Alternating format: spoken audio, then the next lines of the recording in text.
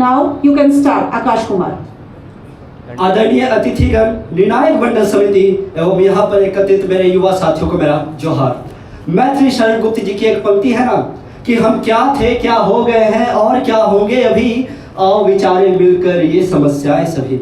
महोदय, मैथिली शरण गुप्त जी की वो पंक्ति आज के समय में कुछ ज़्यादा ही प्रासंगिक है और इसी परिप्रेक्ष्य में हमारी भारत सरकार ने वन नेशन वन इलेक्शन चुनाव की परिकल्पना को साकार रूप देने के लिए हम सभी के समक्ष वो मुद्दा लाया गया।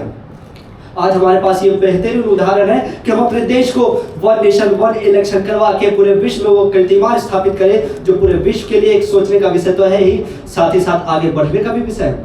महोदय, वन नेशन वन इलेक्शन के सामने कई चुनौतियां भी हैं, जैसे कि वन नेशन वन इलेक्शन में सबसे बड़ी महत्वपूर्ण चुनौतियां हैं कि हमें अपने संविधान में संशोधन करना पड़ेगा आर्टिकल 82 और आर्टिकल 85 फिर 65 के तहत।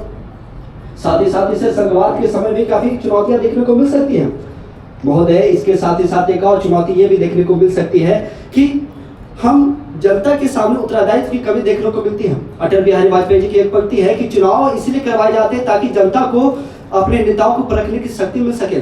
अगर रोटी को एक ही तवे पे सेका जाए तो रोटी जल सकती है, इसलिए चुनाव करवाना काफी महत्वपूर्ण है। और चुनाव करवाना ही महत्वपूर्ण नहीं है, बल्कि चुनाव साफ सुथरे के साथ हो, चुनाव में जितना कम खर्चा हो सके उसे ध्यान देने की चाहिए। साथ ही साथ भले हमारे सामने कई चुनौतियां हैं, किंतु हमारा देश तो वो देश है जो चुनौतियों को कैसे पार किया जा सकता है पूरे विश्व में वो स्थापित कर सकता है। हम पूरे विश्व में एस्टोनिया, स्वीडन जैसे जितने भी यूरोपीय देश है उससे सीख सकते हैं।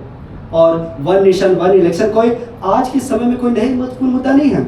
1935 के भारत सरकार अधिनियम हो या फिर 1952, 1957 या 1967 के आम चुनाव हो, जिसमें लोकसभा और विधानसभा के चुनाव साथ साथ हुए थे, किंतु बीच में कुछ ऐसी परेशानियां हो गई कि विधानसभा को भंग करना पड़ा। और आज के समय में अगर वैसी परेशानियां देखने को मिल सकती है महोदय, तो इसके लिए हमें संविधान में संशोधन करने की तो आवश्यकता है ही, साथ ही साथ हम इस तरह चुनाव को आगे लागू करें ताकि बाद में परेशानियां देखने को मिल सके।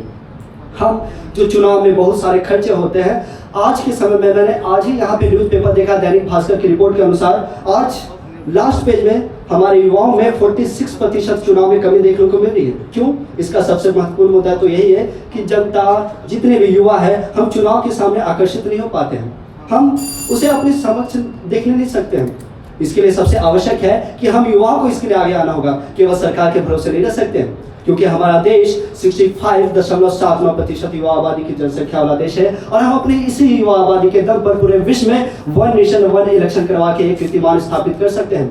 महोदय, चूंकि समय की मर्यादा है तो कुछ पंक्तियों के साथ अपना वक्तव्य यहीं पे समाप्त करना चाहूंगा कि उलझनों अफसानों का कर अवसान, डटकर चुनौतियों से लड़कर जीतेंगे सारा संसार। भले हमारे देश में कई चुनौतियां हैं, लेकिन हम उसे साकार रूप देने के लिए हम सभी को आगे आना होगा। जय हिंद, जय भारत।